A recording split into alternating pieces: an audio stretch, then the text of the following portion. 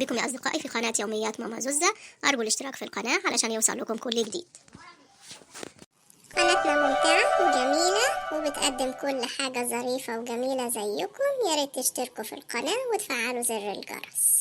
ايه يا اختي يا حبيبتي، مش هتعزميني عزومة حلوة كده زيك بمناسبة نجاحي في امتحانات الشهر؟ نجاح ايه بس؟ ده انتي عديتي الامتحانات بالعافية، وعموما مش خسارة فيك العزومة. شوفي انتي عايزة تتعزمي فين بالظبط وانا اعزمك يا ست الكل.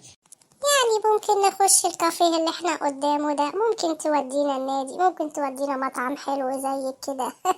يعني المهم ان هي تكون عزومة حلوة ومتكلفة بمناسبة النجاح الباهر. ضحكتيني والله على حكاية النجاح الباهر ده.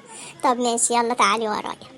هي قمر، شوف هتطلبي ايه، بس خلي بالك هو طلب واحد بس، ما تكتريش اكتر من طلب واحد.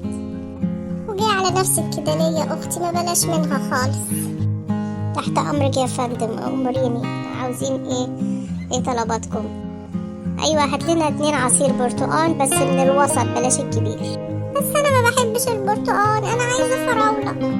يا حبيبتي البرتقال فيتامين سي وكله فوايد، اسمعي كلامي، الفراولة دي هتسبب لك حساسية. والله كان بناقصها العزومة، انا عايزة عصير فراولة. خلاص يا ابني، قلت لك هات 2 عصير برتقال. يلا اتفضل يا فندم، تحت امرك. انت بخيلة قوي يا اختي، ما كنتش اعرف انك بخيلة كده، مستخسرة فيا انك تجيبيلي عصير فراولة.